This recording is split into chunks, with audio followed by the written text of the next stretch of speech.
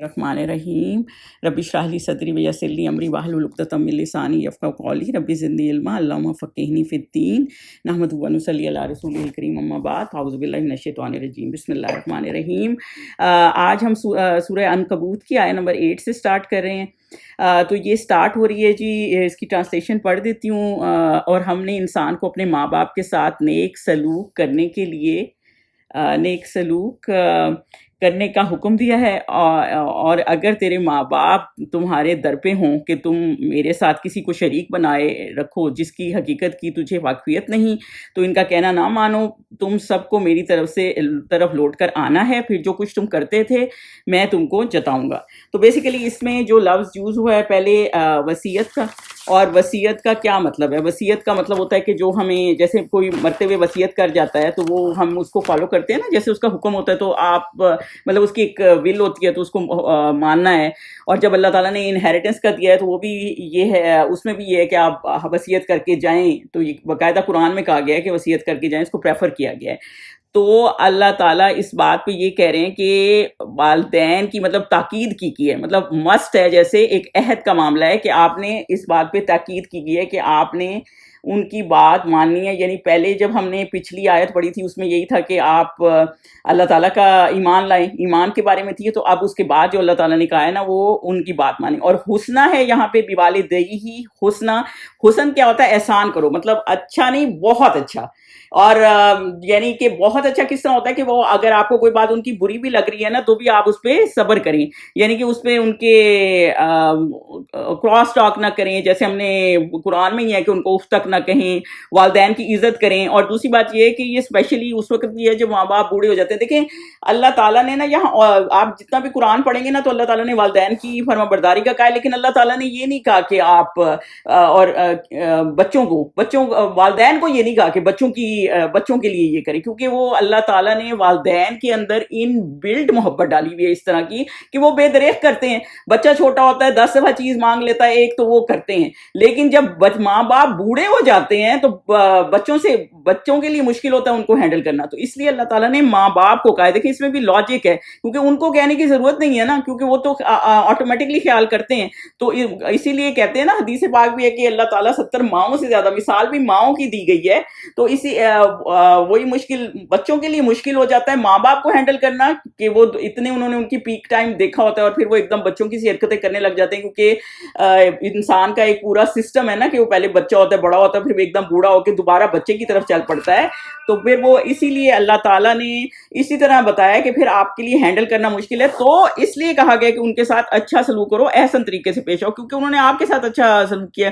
اور وہ حدیث تو سب کو یاد ہی ہے کہ سب سے زیادہ حضور صلی اللہ علیہ وسلم سے کسی صحابی نے پوچھا کہ سب سے زیادہ میرے حسن سلوک کا حقدار کون ہے؟ تو پھر کہا گیا کہ تمہاری ماں، پھر تمہاری ماں، یعنی 3 دفعہ کہا گیا، اور پھر اینڈ پہ کہا گیا کہ تمہارا باپ، یعنی کہ دونوں ماں باپ جو ہیں آپ کے حسن سلوک کے حقدار ہیں۔ دیکھیں والدین کی عزت بہت ضروری ہے۔ میرے بھائی کا ایک ٹیچر تھا، تو وہ مطلب خود بھی بوڑھا آدمی تھا، تو سوچیں اس کی ماں بھی کافی بوڑھی ہوگی، تو وہ کہتا تھا میرے بچے نہیں بیٹھتے اپنی دادی کے ساتھ نا، کیونکہ وہ کہتے ہیں دادی ایک بات 100 دفعہ کرتی ہے، لیکن میں اسپیشلی ٹائم نکال کے بیٹھتا ہوں، کیونکہ مجھے پتا ہے کہ اس کی ایج ایسی آ گئی ہے کہ اس نے ایک بات 100 دفعہ کرتی ہے تو وہ کرے گی، تو میں بیٹھ کے سنتا ہوں۔ تو یہی ایک چیز ہوتی ہے نا کہ آپ بیٹھ کے سنیں، یہ نہیں کہ آپ نے کہا کہ یہ تو باتیں سنی ہوئی ہیں تو ہم کیا اس کو کریں۔ یہی بات ہے کہ وہ دوبارہ بچے کی طرح ہو جاتے ہیں، کئیوں کو الزائمر ہو جاتا ہے، بیماریاں ہو جاتی ہیں، تو وہ بس آپ کی کیئر چاہتے ہوتے ہیں، وہ آپ کو یہ نہیں چاہتے ہوتے کہ آپ ان کو توجہ نہ دے، بیسیکلی توجہ چاہتے ہوتے ہیں۔ اور بچہ بھی کیا چاہتا ہے؟ وہ آپ کی توجہ چاہتا ہے۔ اس لیے ہم اوائڈ کرتے ہیں کہ بیبی سیٹرز کا، ہم ایٹ موسٹ ہمیں ہوتا ہے کہ مشکل ہو تو بیبی سیٹرز ارینج کریں، بہت زیادہ ہوتا ہے کہ ماں باپ اپنا ٹائم دے دیں، اس لیے اس کو پریشیس کہتے ہیں نا، تاکہ بچے کی تربیت صحیح سے ہو سکے۔ لیکن وہ تو بچہ چھوٹا ہوتا ہے، تربیت کی معاملہ ہوتا ہے، یہ بوڑھے ہوتے ہیں، بیماریوں کا معاملہ ہوتا ہے، تو ان کو صرف کیئر چاہیے ہوتی ہے، ان کو اور کچھ بھی آپ سے نہیں چاہیے ہوتا، نہ اس وقت ان کے پیسے، نہ ان کو وہ شوق ہوتا ہے، نہ ان کو ان کا وہ حساب ہوتا ہے، ان کو صرف ایک ٹائم چاہیے ہوتا ہے کہ وہ اپنی بات کسی کو سنا سکیں، تو وہ اولاد سے ایکسپیکٹ کرتے ہیں کیونکہ انہوں نے اولاد کو ٹائم بھی دیا ہوتا ہے۔ اس لیے اللہ تعالیٰ کہہ رہے ہیں کہ ان کے ساتھ آپ احسان کا معاملہ کریں. یہ نہیں کہ ان کو کئی بچیاں ہوتی ہیں تو یہاں سے جیسے باہر لوگوں کی شادیاں ہوئی ہوتی ہیں تو بری خبریں سناتی رہتی ہیں, آپ نے میری کہاں شادی کر دی, کہاں یہ مصیبت کھڑی کر دی میرے لیے. تو وہ یہ چیزیں نہ بتائیں, کیونکہ وہ یہ اس عمر میں نا اتنی ہینڈل ہی نہیں کر پاتے. تو آپ اس چیز کو سمجھیں, تبھی اللہ تعالیٰ کہہ رہے ہیں کہ ان کے ساتھ احسان کا معاملہ کریں. کہ اگر انہوں نے کچھ آپ کے ساتھ بچپن میں, کئی ہوتے ہیں کئی کہتے ہیں ہمارے ماں باپ نے ہمیں بہت مارا پیٹا ہے بچپن میں, تو وہ اگر انہوں نے ان سے کوئی غلطیاں ہو گئی, وہ پیرنٹس بھی انسان ہوتے ہیں, کچھ ہو گئے, تو آپ ان کو یہ نہیں کہ ان سے بدلے اتارنے شروع ہو جائیں. آپ نے ان کے ساتھ احسان کا اچھا معاملہ کرنا ہے, کیونکہ انہوں نے مشکل وقت میں, ابھی بھی آپ دیکھیں, ہم خود پیرنٹس ہیں تو ہم یہ دیکھیں کہ ہم ہمیشہ بچوں کو آگے رکھتے ہیں. ایک ماں باپ ہی واحد ہوتے ہیں جو کہتے ہیں کہ بچے آپ سے زیادہ ترقی کر جائیں. یہ نہیں کہ لوگ, دوست آپ کا کتنا بھی قریبی ہوگا, وہ کبھی یہ نہیں چاہے گا کہ آپ کا بچہ اس کے بچے سے آگے نکل جائے, لیکن ماں باپ ایسے ہیں کہ وہ چاہتے ہیں کہ ہم سے آگے نکل جائیں. تو بیسیکلی اسی لیے کہا گیا ہے کہ آپ ان کے ساتھ اچھا سلوک کریں, اور جب وہ فوت ہو جائیں تو بھی ان کے ساتھ اچھا کریں. یعنی آپ ان کے رشتہ داروں کے ساتھ ان کے لیے استغفار کر سکتے ہیں, ان کے لیے صدقہ دے سکتے ہیں. تو یہی والا مسئلہ ہے. تو آج کل کیا ٹرینڈ ہے اولڈ ہوم کا, تو آپ کو پتا ہے تو یہ بہت کامن ہو گیا ہے. وہ ایک قصہ سنا رہے تھے ایک اسکالر کہ ایک بوڑھی عورت تھی, تو وہ بیٹا اکلوتا تھا اس کا, اولڈ ہوم میں چھوڑ آیا. تو جب چھوڑ آیا تو پھر وہ بہت ایک دفعہ بیمار ہو گئی, بالکل مرنے کے در پہ ہو گئی. تو پھر انہوں نے, اولڈ ہوم والوں نے بلایا اس کو کہ بھئی, اس کے بیٹے کو, کہ بھئی تمہاری ماں تو بالکل مرنے والی ہے, تو آ کے دیکھ لو. تو اس نے کہا کہ جو ہے, وہ آیا بچہ, تو اس کی ماں نے اس کو کہا کہ اس میں نا پنکھے لگوا دینا, جب میں مر جاؤں نا تو اس اولڈ ہوم میں پنکھے لگوا دینا. تو اس بچے نے کہا آپ تو مطلب مرنے لگی ہیں, آپ کو اس کا کیا فکر ہے کہ وہ اس کی پنکھے لگوا دینا. اس نے کہا مجھے میری فکر نہیں ہے, مجھے یہ فکر ہے کہ بوڑھے ہو کے جب تم یہاں آؤ گے تو یہاں پنکھے نہیں ہوں گے. یعنی اس وقت بھی وہ یہ فکر کری تھی, کیونکہ which goes around comes around ہے نا, آپ برا سلوک کریں گے تو آپ کے ساتھ بھی ایسا ہوگا. تو بیسیکلی ماں باپ کے ساتھ اچھا سلوک کریں. پھر آگے جو یہ کہا گیا ہے نا, ان جاہدہ کا لتشرکا, یعنی اگر وہ شرک کے لیے کہیں, تو یہ بیسیکلی اس کا شان نزول آپ کو بتا دیتی ہوں. حضرت سعد بن ابی وقاص تھے نا, تو وہ بہت امیر خاندان سے تعلق رکھتے تھے. تو ان کی ماں ان سے ناراض ہوگی, بہت لاڈلے تھے اپنی ماں کے. تو جب انہوں نے اسلام قبول کیا تو ماں ناراض ہوگی, اور اس نے کہا میں کھانا نہیں کھانا جب تک تم واپس نہ کفر کی طرف نہ ہو, میں کھانا نہیں کھاؤں گی. تو وہ کافی پریشان ہو گئے. ظاہر سی بات ہے, یہ رشتے ایسے ہوتے ہیں نا, ذرا سے بھی روٹ جاتے ہیں. ہم اچھی طرح اندازہ کر سکتے ہیں کیونکہ ہم یہاں باہر رہتے ہیں, ذرا سے بھی کسی بات پہ فون ہی ایسے بند کر دیتی ہیں امی, اگر کہ ان کو کوئی بات آپ کی اچھی نہیں لگی تو آپ کو اچھا نہیں لگ سکے, آپ کا دن ہی خراب ہو جاتا ہے, پریکٹیکلی آپ کا دن ریون ہو جاتا ہے. وہ یہی والا مسئلہ ہے نا کہ ان کی تو اتنے لاڈلے تھے, تو وہ بالکل خفا ہو گئے کہ میں تو کھانا چھوڑ دیا, انہوں نے فاقہ کر دیا, اور اب آپ کی ماں آپ کی وجہ سے کھانا نہیں کھا رہی. تو سوچیں کتنی تکلیف دہ بات ہے. تو وہ پھر حضور صلی اللہ علیہ وسلم کے پاس گئے, اور وہ کافی پریشان تھے. تو پھر آخر انہوں نے اپنی ماں کو کہا بھلے آپ 100 دفعہ بھی جانے قربان ہو جائے نا کسی کی بھی, چاہے آپ کی بھی, تو میں دین نہیں چھوڑ سکتا اللہ کا. تو پھر وہ کھانا کھانے لگیں. تو بیسیکلی اللہ تعالیٰ نے اس وقت, آپ یہ سوچیں مکہ کا ٹائم کیا تھا. مکہ کا ٹائم یہ تھا کہ بدر کے مقام پہ بھی جب جنگ ہوئی ہے نا, تو رشتہ دار آمنے سامنے تھے, بہن باپ بیٹا آمنے سامنے تھے. تو یہ والے معاملے ہو گئے تھے نا. ایون حضرت ابوبکر کے بیٹے بھی آئے ہوئے تھے ایک ان کے اگینسٹ. تو میں یہ کہنا چاہتی ہوں کہ وہ اس طرح کے معاملات تھے نا. تو پھر آپ سوچیں کتنا یہ تکلیف دہ معاملہ ہے. تو پھر اللہ تعالیٰ نے یہ کہا کہ اللہ سب سے اوپر ہے. تو اگر ماں باپ کچھ ایسا کہتے ہیں جو اللہ کے احکامات کے اگینسٹ ہے تو وہ صحیح نہیں ہے. اب جیسے کئی معاملے میں مائیں کہہ دیتی ہیں بیوی کو طلاق دے دو, مطلب ایسا بھی کئی ایکسٹریمسٹ میں ہو جاتا ہے. تو وہ پھر اللہ کے, وہ ظلم ہے. تو پھر آپ نے اس طرح کے معاملات میں نہیں جانا جو اللہ کے احکامات کے اگینسٹ ہے, کہ مائیں کچھ ایسا کرنے کو آپ کو کہتی ہیں, یا پھر اللہ کے احکامات کے اگینسٹ چل رہی ہیں اور آپ کو کہتی ہیں کہ تم بھی وہی کرو, اور تو وہ اس سے آپ رک جائیں. تو وہ پھر ایک الگ معاملہ ہے. تو پھر وہ اللہ کے احکامات پہلے ہیں. تو یہاں اللہ تعالیٰ بیسیکلی کانسیپٹ یہ دے رہے ہیں کہ جب ماں باپ کوئی اللہ کے احکامات کے خلاف بات کریں, شرک کو یا کوئی چیز بھی ایسی ہو جو اللہ کے احکامات میں, تو اللہ تعالیٰ پہلے ہے. تو پہلے تم نے اللہ تعالیٰ کی بات مانی اور بعد میں یہ کرنا ہے. لیکن اوور آل جو ہے وہ اللہ تعالیٰ کے آپ نے حساب سے چلنا ہے. آج کل کئی, میں اس اسکالر کا سن رہی تھی, لوگ یہ مثالیں دے رہے ہوتے ہیں کہ حضرت اسماعیل نے, حضرت ابراہیم کے کہنے پر حضرت اسماعیل نے اپنی بیوی کو طلاق دے دی. وہ جو قصہ آپ نے سنا ہی ہوگا کہ جب وہ آئے تو ان کی بیوی اتنی ناشکرا پن کر رہی تھی. حضرت ابراہیم نے ان کی بیوی سے پوچھا, حضرت اسماعیل گھر نہیں تھے, تو پھر وہ انہوں نے, کیونکہ نبی کی بیوی کو یہ زیب نہیں دیتا نا, تو پھر انہوں نے اپنے بیٹے سے کہا کہ چوکھٹ بدلو. تو وہ ایک نبی تھے. دیکھیں عام پیرنٹس نبی نہیں ہیں, اور وہ ایک نبی کی بیگم کو یہ سوٹ نہیں کرتا کہ وہ اس طرح شکرہ پن کرے، تو وہ شاید یہ معاملہ ہو، وہ ایک الگ معاملہ ہے. لیکن ویسے کوئی بھی چیز اللہ تعالیٰ کے احکامات کے اگینسٹ ہو تو وہ اور ہے. دیکھیں ہمارے تو اولڈ ہوم ہم نے تو کبھی سنی ہی نہیں تھی، یہ باتیں باہر آئے ہیں تو ہم نے یہ باتیں سنی، لیکن اب پاکستان میں بہت کامن ہے. ایک میں وہ پروگرام دیکھ رہی تھی، باقاعدہ اولڈ ہوم پہ ہی بنایا تھا، تو وہ جب ماں کو چھوڑنے آیا نا تو اس نے گاڑی سے نا، مطلب اس کو اتنی جلدی تھی کہ اس نے دھکا ہی دے دیا، مطلب باقاعدہ دھکا دے رہا ہے کہ جلدی چلیں جیسے. تو وہ جب وہ عورت دیکھ رہی تھی جو اولڈ ہوم کو مینج کرتی تھی، اور وہ ماں دیکھیں اس کی کیسی تھی، تو وہ جب بچہ چلا گیا نا، اس نے کہا یہ کون تھا جو تمہیں چھوڑنے آیا؟ تو اس نے کہا یہ میرا بیٹا تھا. اس نے کہا یہ تو تمہیں دھکا دے رہا تھا. اس نے کہا نہیں وہ ایسے ہی میں گر گئی یا اس طرح، مطلب وہ بھی ماننے کو تیار نہیں تھی کہ وہ دھکا دے رہا تھا. تو مطلب یہ والا مسئلہ ہے نا کہ اس لیے اللہ تعالیٰ نے بتایا ہے کہ آپ اس کو جو ہے ان کی عزت رکھیں، لیکن جو شرک کا معاملہ ہو نا، جو اللہ کے احکامات کے اگینسٹ ہے، تو پھر اللہ تعالیٰ پہلے ہے. بالکل ایسی بات ہے. میرے ابو کسی رشتے دار دور کے تھے، ان کا قصہ سناتے تھے، ان کے بڑے بڑے بڑے جیسے گریٹ گرینڈ فادر، آپ کو پتہ ہی کافی لوگ کافر تھے پھر مسلمان ہوئے. تو وہ مطلب ایک امیر آدمی کے بیٹے تھے، تو وہ ابو کہتے تھے کہ وہ ان کی ماں نے کہا کہ میں تمہیں نا، جیسے وہ ان کے والد کی ڈیتھ ہوئی تو وہ اس کی ڈیتھ پہ گئے کیونکہ وہ لوگ کافر تھے اور وہ اکیلے مسلمان تھے، تمہیں نا تول دوں گی، جیسے جتنا سونا یا جو کچھ بھی ہے اس میں تول دوں گی، تم ایک طرف بیٹھ جاؤ، میں باقاعدہ تمہیں تول دوں گی. باقاعدہ یہ قصہ سناتے تھے. تو وہ جو ہے نا تم بس دین سے وہ ہو جاؤ. تو لیکن وہ دین سے وہ نہیں ہے، مطلب دین اتنی قیمتی چیز ہے. تو سب سے قیمتی چیز اللہ تعالیٰ کیا کہتے ہیں کہ دین ہے. تو بیسیکلی اگر وہ تمہیں اس کا کہیں تو اس پہ تم نے نہیں کرنا، اس پہ تم نے نہیں ماننا، کیونکہ الیہ مرجعکم، کیونکہ سب نے تم نے ہمارے پاس لوٹ کے آنا ہے نا. تو بیسیکلی یہ کہ آپ نے اللہ کے پاس لوٹ کے آنا ہے. تو لوگوں کے پیچھے نہیں چلنا، آپ نے اللہ کے حساب سے چلنا ہے. تو آپ یہ نہیں کہہ سکتے کہ میں تبھی آگے کی آیتیں ہم پڑھیں گے نا کہ میں نے کوئی کسی کا بوجھ نہیں اٹھائے گا کہ میں نے اس نے مجھے کہا تھا تو میں نے یہ کر دیا.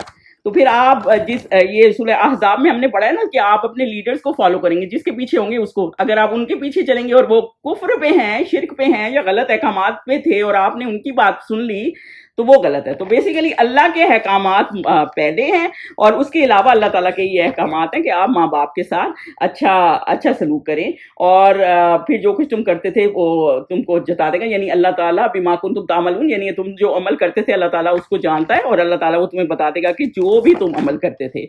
تو اس میں اور اس کا بس یہی طریقہ ہوتا ہے کہ اگر آپ کا فیملی میں کوئی ایسا سپورٹ سسٹم خراب ہے، جو اس زمانے میں بہت زیادہ خراب ہو گیا تھا کیونکہ یوتھ زیادہ مسلمان ہو گئی تھی نا، تو پھر آپ کمیونیکیٹ کریں یا اپنا ریلیشن شپ مضبوط کریں، یا پھر آپ ٹائم دیں، ویٹ کریں اور ٹائم دیں. ایک ٹائم کے ساتھ ہر چیز ٹھیک ہو جاتی ہے، لیکن اللہ تعالیٰ کے احکامات کو نہ توڑیں. میں کسی کا سن رہی تھی تو وہ کسی اسکالرس کی اس میں کانفرنس میں آئی ہوئی تھی وہ بچی، اور وہ کہہ رہی تھی کہ ہندو سے مسلمان ہوئی تھی کہ دیکھیں کئیوں پہ سوشل پریشر، اللہ کا شکر ہے ہمارے اوپر ایسا نہیں ہے. ہمارے ماں باپ اگر کچھ تھوڑی بہت بدعتوں میں انوالو ہو بھی جائیں، اس طرح کے نہیں ہے کہ بالکل ہی مذہب سے نہیں تھے، الحمدللہ اللہ رسول کی بات سنتے ہیں. لیکن جو کئی لوگ اتنے پرابلم میں آ جاتے ہیں جو کنورٹ ہوتے ہیں، وہ باقاعدہ کہہ رہی تھی کہ میرے باپ نے جب میں کنورٹ ہوئی، میری شادی کا ٹائم آیا، پہلے میں نے ان کو بتایا نہیں تھا، چھپا کے رکھا تھا. جب میری شادی کا ٹائم آیا تو پھر وہ کہنے لگی کہ تو وہ کہنے ہندو ڈھونڈ رہے تھے، تو میں نے کہا کسی بھی مسلمان مرد سے شادی کر دے میری،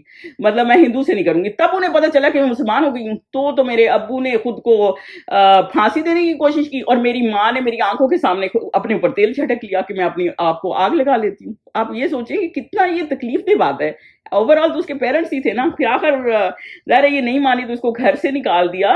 لیکن یہ جو لوگ کنورٹ ہوتے ہیں، یا اس زمانے میں بھی جو لوگ کنورٹ ہوئے ہیں، تو پورے رشتے ان کی فیملیز ٹوٹ گئی تھی. تو اللہ تعالیٰ یہ بتا رہے ہیں کہ دین کے لیے جو ہے نا، آپ نے دین کے لیے قربانی دینی ہے، دین کے لیے آپ نے کمپرومائز نہیں کرنا. تو بیسیکلی یہ ہے، اور اس چیز کا پھر ان کو دیکھیں اجر بھی بہت ہے. اور آگے کیا کہا گیا ہے دیکھیں، پچھلی یہ بتایا گیا کہ ماں باپ کے ساتھ سلوک کرنا وہ نیکی ہے، اور آگے کیا کہا گیا، والذین آمنوا، اور جو لوگ آیت نمبر 9 ہے، جو لوگ ایمان لائے اور نیک عمل کرتے رہے، یعنی کہ یہ نیک عمل ہے، ان کو ہم نیک لوگوں میں داخل کریں گے.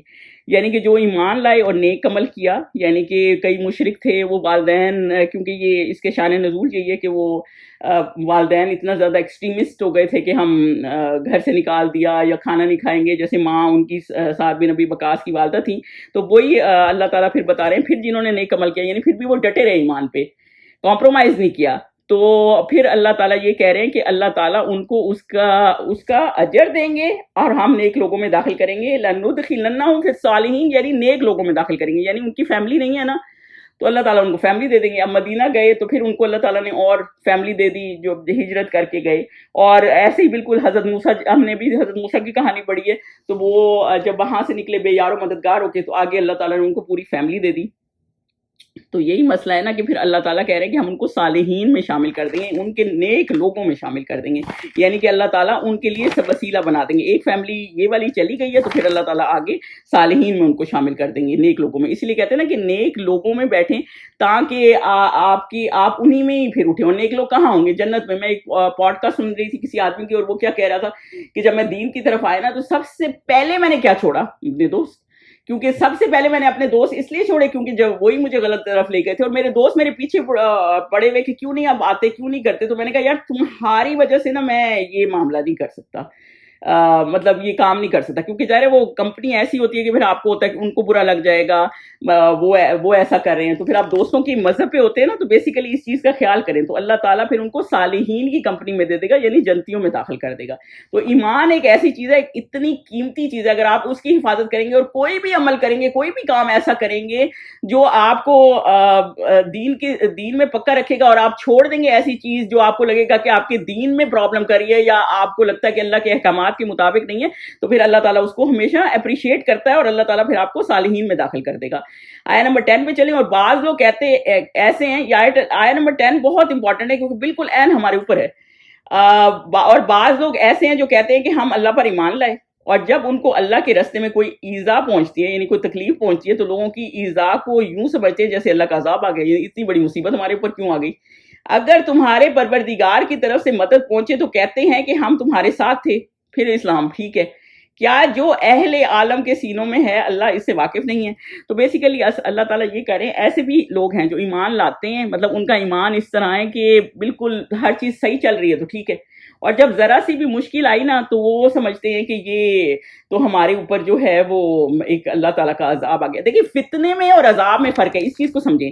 فتنہ کیا چیز ہے؟ فتنہ وہ چیز ہے کہ جو آپ نے مطلب کوئی چیز بھی آپ کو مشکل آئی ہے نا تو اللہ تعالیٰ آپ کو آزمانے کے لیے کر رہا ہے، آپ کی پیوریفیکیشن کے لیے. مطلب جیسے آپ حجاب پہنتے ہیں، آپ کو کسی نے کچھ کہہ دیا ہے، کوئی کمنٹ آ گیا، تو وہ یہ فتنہ ہے. مطلب یہ آپ کو ایک روکنے کے لیے. تو آپ کو کوئی بات آپ کریں، میں کئی حدیث سنانے کبھی لگتی ہوں تو اگلا سننا نہیں چاہ رہا ہوتا، ایون بوڑھے لوگ ہیں ان کو سناؤ تو وہ بھاگنے کی کوشش کر رہے ہوتے ہیں. تو وہی والا مسئلہ ہے نا کہ اگر وہ کام ان کو پسند نہیں آتا، اب آپ کہیں گے اس میں حکمت نہیں. بھائی حکمت قرآن سنائے تو پھر آپ پھنستے ہی ہیں کہیں، کیونکہ ہم میں تو ساری وہ ہم اگینسٹ چل رہے ہوتے ہیں نا وہ ہر اس چیز کے. تو اب اس کا کیا کر سکتے ہیں ہم؟ تو بہرحال فتنہ یہ ہے کہ جو آپ کو کوئی ایسی چیز ہے، کسی نے کوئی کمنٹ کر دیا، پھر آپ رک گئے، آپ نے کہا اب میں یہ نیکی نہیں کروں گی. کسی نے آپ کی کوئی بات پہ مطلب آپ کو بلیم کر دیا، پھر آپ اس نیکی سے ہی رکے. تو یہ چیز بیسیکلی فتنہ ہے جو آپ کو روک رہی ہوتی ہے. تو آپ یہ فتنہ. اور عذاب کیا چیز ہے؟ عذاب وہ چیز ہے جو آپ قوموں پہ عذاب کیوں آئے تھے؟ ان کی گناہوں کی وجہ سے. تو بیسک جو عذاب ہے نا وہ آپ کو گناہوں کی وجہ سے آتا ہے. تو اس لیے آپ نے کسی چیز سے رکنا نہیں اگر کوئی نیک عمل کر رہے ہوتے ہیں. کیونکہ اور جو یہ لوگ ہیں جو کہتے ہیں ہم ایمان لائے اور ذرا سی کسی نے کچھ کہہ دیا تو اس کو بگ ڈیل بنا دیا کہ یہ تو ہم اس کام سے ہی رک جائیں گے. کوئی دوستوں نے کچھ کہہ دیا یا کسی نے کچھ کہہ دیا تو آپ نے کہا ہم بس یہ کام ہی نہیں کرتے. تو یہ اس چیز سے آپ رکے نہیں. میں کسی کا سن رہی تھی اور وہ کہہ رہے تھے کہ جب ہم ایک کنٹری سے چلے، انہوں نے کنٹری کا نام نہیں لیا، آئی ایم شیور سعودی ہی ہوگی، کیونکہ وہ سارے حجاب ابائے میں چڑھے، مطلب ظاہر عمرہ وغیرہ کر کے آئے ہوں گے حجاب. جیسے ہی وہ امریکہ میں فلائٹ اتری، سب اترے ہوئے، سب کے 90% لوگوں بالکل ایسے ہی، کیونکہ وہ ان کو چیکنگ بہت کر لیتے ہیں نا، تو ان کو یہ معاملہ تھا یا جو بھی تھا کرتے نہیں تھے. تو بہرحال وہ یہی مسئلہ ہے نا کہ جب آپ کا ایمان لاتے ہیں نا تو پھر اللہ تعالیٰ کے حساب سے پوری چلیں، اور اللہ تعالیٰ جو ہے اور اس کو پھر وہ عذاب سمجھنے لگ جاتے ہیں. ذرا مصیبت ہو میرے پر کیوں آئی، میں کیوں،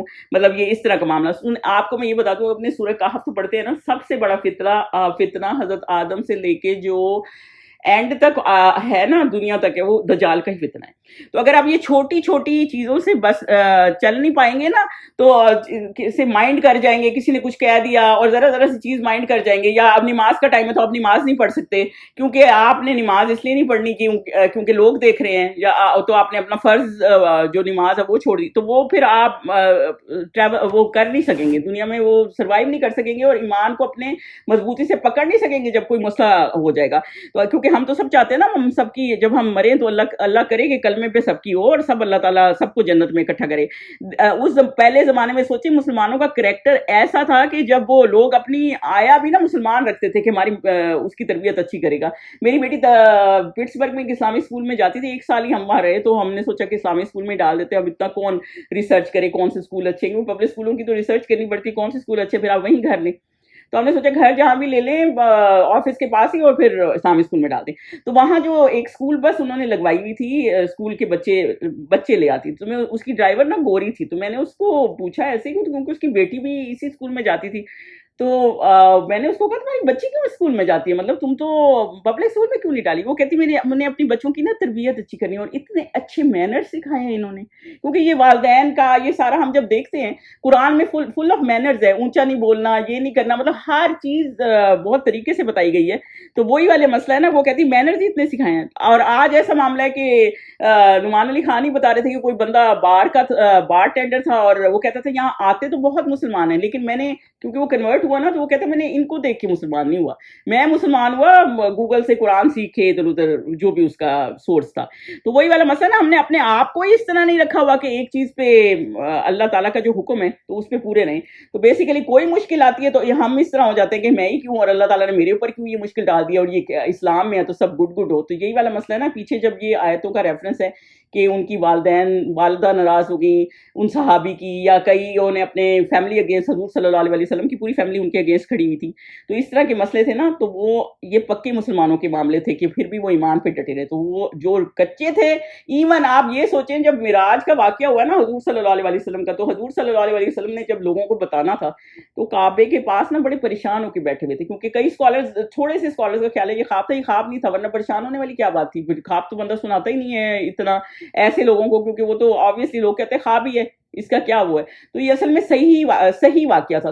تو ابو جہل گزرا, اور اس نے مطلب یہ واقعہ ان شارٹ آپ کو بتا رہی ہوں, اور اس نے کہا کہ کیا معاملہ ہے, آپ کیوں اتنے پریشان بیٹھے ہیں. تو پھر اس پہ حضور صلی اللہ علیہ وسلم نے کہا کہ میرے ساتھ یہ ہوا ہے, تو اس نے کہا آپ رکیں میں لوگوں کو بتا کے آتا ہوں, بلا کے آتا ہوں. تو جب اس نے بہت سے لوگ بلا لیے نا, ان شارٹ آپ کو بتا رہی ہوں, تو کئی ان میں سے نئے مسلمان تھے اور وہ کنورٹ ہو گئے, مطلب واپس اپنے ہندو مذہب میں ہو گئے, کہ یہ ہو ہی نہیں سکتا. تو یہی والا مسئلہ ہے نا کہ ذرا سا ان کو کوئی چیز کلک نہیں کی, یا کوئی چیز ان کی علم میں نہیں آئی, اس لیے تو ہے نا اللہ تعالیٰ علیم ہے, کوئی چیز علم میں نہیں آئی تو انہوں نے سوچا کہ اب کیا چھوڑ ہی دو اس کو مذہب کو, تو جیسے تو پھر وہ انہوں نے اس چیز کی حقیقت نہیں سمجھی نا. سوچیں حضور صلی اللہ علیہ وسلم ان کے بیچ میں ہیں, ان کی کال میں کتنا اثر ہوگا, تب بھی یہ حالات تھے. تو بیسیکلی ذرا سی مصیبت آتی ہے, ذرا سی ایزا پہنچتی ہے, تو وہ کہتے ہیں کہ یہ کیسا وہ ہے, اور یہ اللہ کا عذاب ہمارے اوپر آ گئے, اور ذرا اور اپنے دین سے پھر جاتے ہیں, اور اللہ تعالیٰ کی مدد آ جائے, کوئی فائدہ پہنچ جائے, تو پھر کہتے ہیں ہاں ہم تمہارے ساتھ ٹھیک ہیں. دیکھیں جو آگے والی آیت ہے نا, جس میں وہ پڑھ دیتی ہوں, پھر آپ کو بتاتی ہوں. اللہ ان کو ضرور معلوم کرے گا جو سچے مومن ہیں, اور منافقوں کو بھی معلوم کرے گا. یعنی اللہ تعالیٰ جو ہے, جو ایمان لائے ہیں, اللہ تعالیٰ کو پتہ ہے جو سچے ہیں اور جو منافق ہیں. اب آپ کہیں گے یہ تو مکی صورت ہے, تو اس وقت منافق نہیں تھے, یہ صورت مکی ہے. تو دیکھیں جو مکی منافق تھے نا وہ اور قسم کے تھے, اور جو مدنی ہپوکریٹ تھے نا وہ اور قسم کے تھے. جو مدنی ہپوکریٹ تھے نا وہ کیا تھے, وہ پہلے ہی دل میں ان کے نفاق تھا, ان کو پتا تھا ہم ان کے ساتھ ملے ہوئے نہیں ہیں, ہم ان کا نقصان ہی چاہتے ہیں. مسلمانوں کے نقصان پہ ہی خوش ہوتے تھے. مسلمان اگر کوئی وار ہار جاتے تھے تو خوش ہوتے تھے. احد کے مقام پہ جب مسلمان واپس آئے تو وہ کہنے لگے ہم تو پہلے ہی کہہ رہے تھے.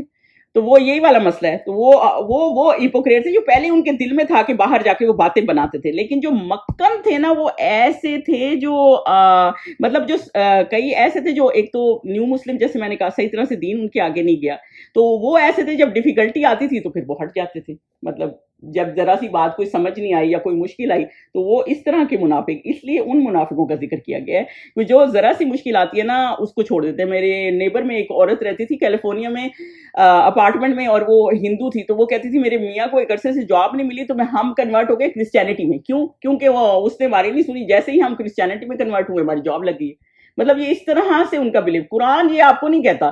جو دوسرے مذہب ہیں وہ یہ کہتے ہیں کہ آپ کی دنیا بہتر ہو جائے گی, ہماری طرف آؤ گے ہماری دنیا بہتر ہو جائے گی. قرآن یہ آپ کو نہیں کہتا. قرآن یہ اللہ دنیا بہتر کر دے گا بٹ ناٹ نیسسریلی. اگر نہیں بھی ہوگی، آپ نے دیکھا انبیاء کی کیسی زندگی تھی، بہت غریبوں والی تکلیفوں والی زندگی تھی. تو جو اس چیز پہ رہتا ہے کہ دنیا بہتر نہیں ہوئی تو پھر یہ دین ہی کیا ہے، تو ایسا کوئی معاملہ نہیں ہے. تو پھر آپ کو آخرت میں اجر ملے گا. تو یہی اللہ تعالیٰ کہہ رہے ہیں کہ اللہ تعالیٰ کو سب معلوم ہے، اللہ تعالیٰ سب جانتا ہے کہ کون جو ہے سچا پکا مسلمان ہے اور کون جو ہے وہ منافق ہے، یعنی کہ اس کے دل میں سچا ایمان نہیں ہے. کہ ذرا سی مشکل آئی تو پھر ڈگمگا گئے، ورنہ آپ سیدھے راستے میں. تو پھر وہ تو نہیں، اللہ تو آزمائے گا. جگہ جگہ لکھا ہوا ہے کہ اللہ آزمائے گا، یہ دنیا آزمائش ہے. وہ بندہ جنہوں نے اتنی قربانی، آپ جب صحابیوں کی کسی سنتے ہیں نا تو پھر آپ کہتے ہیں یا اللہ ہم کہاں ہیں، ہم تو کہیں بھی نہیں ہیں. جنہوں نے اتنی قربانیاں دی، ایون ان کے لمس بھی کٹ گئے پھر بھی پھر رہے ہوتے تھے. حضرت عبد الرحمن بن عوف ہم سنتے ہیں نا کہ بڑے امیر آدمی تھے، بڑے یہ تھے دنیا وائز، جیسے ان کا وہ حساب ہے. ان کی بھی وہ چلتے وہ بھی صحیح نہیں تھے، ان کی بھی ایک ٹانگ صحیح نہیں تھی، کیونکہ وہ جنگ میں ان کا یہ معاملہ ہو گیا تھا. مسئلہ یہ تھا کہ وہ پھر بھی پکے تھے اپنے معاملے میں. تو یہی اللہ تعالیٰ اس میں بتا رہے ہیں کہ جو لوگ پکے ہیں وہ اللہ تعالیٰ جانتا ہے، اور جو منافق ہے یعنی جو کچے پکے مسلمان ہیں تو وہ ان کو بھی اللہ تعالیٰ جانتا ہے کہ جن کے دل میں پکی طرح سے اسلام نہیں ہے. آیا نمبر 12 پہ چلیں. اور جو کافر ہیں وہ مومنوں سے کہتے ہیں، جو اس طرح کے انہوں نے دیکھا نا کئی نیو مسلم ہیں، اور وہ مومنوں سے کیا کہتے ہیں کہ ہمارے طریق کی پیروی کرو، ہم تمہارے گناہ اٹھا لیں گے.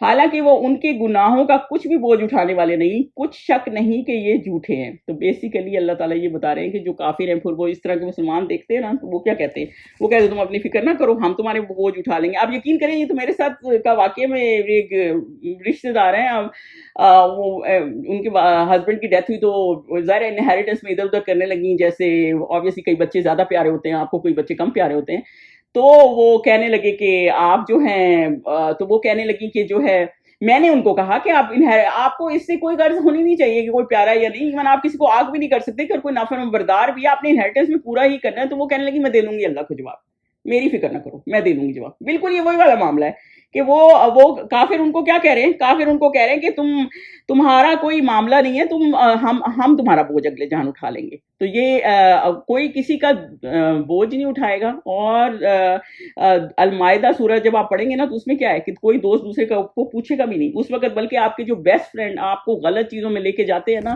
آپ ان کے بھی دشمن ہو جائیں گے. آپ کو وہی اچھے نہیں لگیں گے کہ یہ کیا ان کے معاملات ہیں. آپ کو میں سورہ اسراء میں ایک آیت ہے، آیت نمبر 64 جی، اور اس کی ٹرانسلیشن اس طرح ہے کہ ان میں سے جس کو بہکا سکے اپنی آواز سے بہکاتا ہے کون؟ شیطان. یعنی باقاعدہ صوتی کا اس کا صوت اس کی آواز کا ہی ہوا ہے. یعنی آواز صرف شیطان کی آواز وہی نہیں ہے کہ وہ آپ کو کوئی آواز ہی آ رہی ہے، مطلب کوئی دوست آپ کا، کوئی آپ کا فیملی ممبر، کوئی بھی آپ کو کوئی ایسا کام کرنے پہ مجبور کر دیتا ہے نا، وہ سمجھیں آپ شیطان کی آواز ہی ہے. اور اسی آیت میں ہے کہ اور وہ ان پر اپنے سواروں اور پیاروں کو چڑھا کر لاتے، یعنی کہ اتنے کئی تیز ہیں سواروں کی طرح، اور اس کے شیطان کی فوج ہے پوری. اس سے یہ پتہ چلتا ہے. اور کئی ایسے ہیں جو بالکل پیدل بھی ہیں، یعنی کہ کئیوں پہ آہستہ آہستہ جاتا ہوگا نا، ان کو پتہ ہی ہوگا ان پہ کیا کرنا ہے، یہ تو آلریڈی اس ٹریک پہ ہیں تو ان پہ اتنی تیزی سے جانے کی کیا ضرورت ہے. اور جن کا اس کو پتہ ہوگا کہ اتنی مشکل سے قابو آئیں گے، ان کے اوپر تیز پیادے بھیجتا ہوگا. تو بیسیکلی وہ یہی کرتا ہے کہ ان کے اوپر چڑھا دیتا ہے، اور تاکہ وہ اس کے اس پہ آ جائیں. اور یہ آیت ہے، اور اس کی تفسیر میں جو صوت آواز کہی گئی ہے نا تو وہ بیسیکلی میوزیکل انسٹرومنٹس کو بھی کہا گیا ہے. اب میں کسی کو یہ حدیث سنا دوں کہ اللہ حضور صلی اللہ علیہ وسلم کی اتھینٹک حدیث ہے کہ جو آدمی گانے والی لونڈی کی محفل میں گانے سنے گا، قیامت میں اس میں پگھلا ہوا سیسا اس کے کانوں میں ڈالا جائے گا. یعنی کنسرٹس میں جانا یہ سب غلط ہے. اب جو دوست بھی آپ کے اس میں ہیں، اور آپ کو میں یہ بتا دوں ایک بندہ دوسرے کا گناہ جو ہے نا اٹھا نہیں سکتا.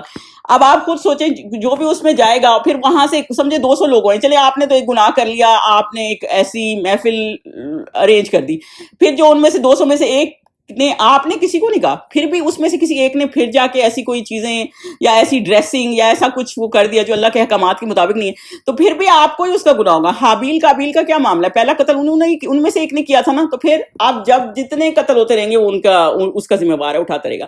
تو ہمیں اس چیز کا بہت خیال کرنا ہے کہ اگر کوئی بھی گناہ ہے، ہمارے دوست نہیں اٹھائیں گے، کوئی نہیں اٹھائے گا، ہم نے اکیلا جانا ہے قبر میں. قرآن جو ہے نا اللہ تعالیٰ نے، جب آپ سورہ کہف کی شروع بھی پڑھتے ہیں، یہ میں سورہ کہف کا مثال اس لیے دے رہی ہوں کہ ہم ہر فرائیڈے پڑھتے ہیں، تو اس میں کیا ہے اللہ تعالیٰ نے کہا ہے الحمدللہ سے سٹارٹ ہوتی ہے نا وہ, کہ اللہ کا شکر ادا کرو کس بات پہ, کہ اللہ تعالیٰ نے اپنے بندے کو کتاب دی, قرآن دیا, اور قرآن میں کیا ہے, ہدایت ہے, اور بالکل وہ سیدھی آپ کو تفصیلات بتاتی ہے اور سیدھے راستے پہ لے جاتی ہے.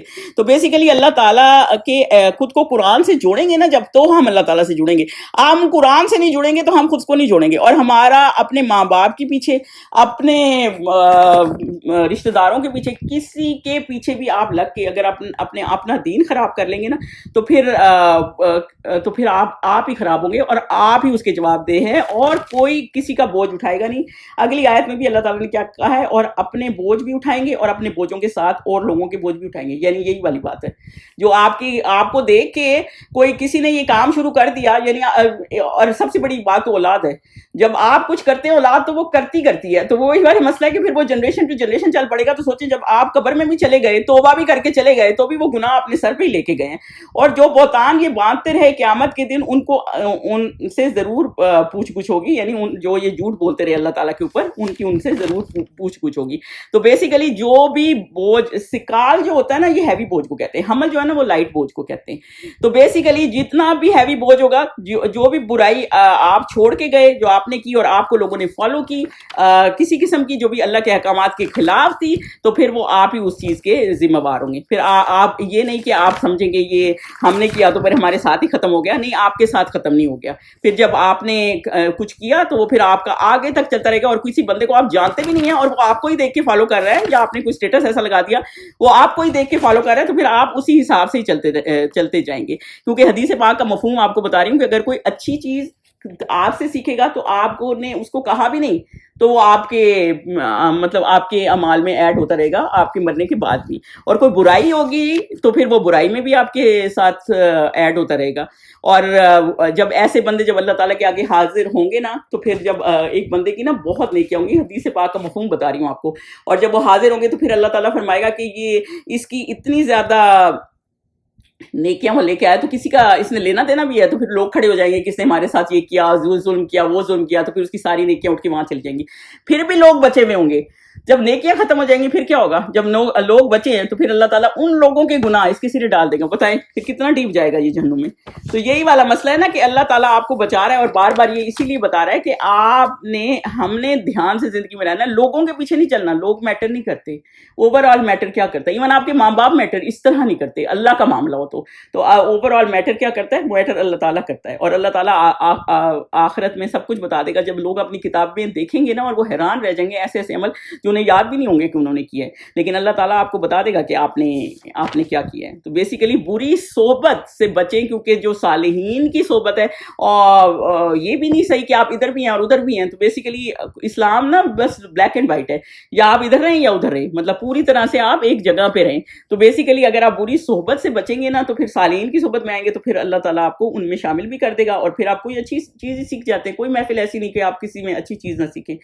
آیت نمبر 14 پہ چلیں. اور ہم نے نوح علیہ السلام کو ان کی قوم کی طرف بھیجا. دیکھیں بار بار پروفٹس کا کیوں ذکر آ رہا ہے, کیونکہ اللہ تعالیٰ یہ بتا رہے ہیں کہ وہ کتنے محنتی لوگ تھے, اکیلے تھے, بھلے اکیلے تھے, لیکن آپ حق پہ ہو نا, چاہے اکیلے ہو تو حق پہ ہی رہیں. تو ہم نے نوح علیہ السلام کو ان کی قوم کی طرف بھیجا, تو وہ ان میں 50 برس کم 1000 برس رہے, یعنی اتنے زیادہ رہے. سوچیں, پھر ان کو طوفان کے عذاب نے آ پکڑا اور وہ ظالم تھے. تو بیسیکلی اللہ تعالیٰ یہاں پہ یہ بتا رہے ہیں کہ ہم نے نوح علیہ السلام کو, یعنی حضرت نوح علیہ السلام کو بھیجا تاکہ وہ 950 ایئرس تک وہ کرتے رہے. سوچیں اتنا کہ لوگ ان کو مار مار کے اپنے دروازے پہ پھینک جاتے تھے, تب بھی وہ باز نہیں آتے تھے, تب بھی توحید پہ رہتے تھے. لیکن انہوں نے وہ نہیں کیا, ہمیں کون مار مار کے ایسے پھینک رہا ہے, لیکن ہمیں تو کوئی کسی نے ایسے دیکھ بھی لیا تو ہمیں لگتا ہے ہمارا ٹائر ٹھیک نہیں تھا, بہتر ہے کہ ویسے نہیں کر لیں, یہاں پہ لوگوں کی نظریں ایسی ہیں. نہیں, یہ تو چلتا ہی رہتا ہے, یہ تو ہر دور میں تھا. اور اللہ تعالیٰ یہ آپ کو بتا رہے ہیں کہ آپ سے پہلے جو قومیں آئی ہیں نا, انہوں نے کتنی قربانیاں دی ہیں, کہ اتنا 950 سال توحید کرنا از ناٹ دیٹ سمپل. حضور صلی اللہ علیہ وسلم کا بھی کتنا ٹائم تھا مکہ میں, 12-13 سال, اور اس کے بعد پھر مدینہ میں تھا. تو مطلب اتنا ٹوٹل وہ اتنا رہے ہی نہیں نبوت کے ٹائم میں, یہ 950 سال ہے. اور پھر جو اللہ تعالیٰ کے اسٹل نافرمانبردار ہوتے ہیں نا, تو وہ ان کو پھر اللہ تعالیٰ سبق دے دیتا ہے. تو بیسیکلی جو ان آیات میں آج جو ہم نے لیسن لینا ہے نا, وہ ہمارا لیسن کیا ہے کہ ہم نے جو ہے اپنا بوجھ خود اٹھانا ہے. یہ چیز یاد رکھنی ہے کہ ہم نے اپنا بوجھ خود اٹھانا ہے, اللہ پہ توکل کرنا ہے, اللہ ہی مدد کرتا ہے. یہ نبیوں کی بھی اللہ نے مدد کی تھی, اکیلے تھے. حضرت ابراہیم کا ہم آگے کس سے پڑھیں گے, ایک ہی تھے, ان کو پوری امت کہا گیا کیونکہ پھر بھی وہ ڈٹ کے کھڑے تھے. کیا تھا ان کے بعد دیکھا جائے تو وہ ایک ہوم لیس آدمی تھے, ماں باپ نے گھر سے, تو ماں باپ نے گھر سے نکال دیا تھا, ہوم لیس وہ تھے, فیملی وہ صحرا میں چھوڑ آئے تھے.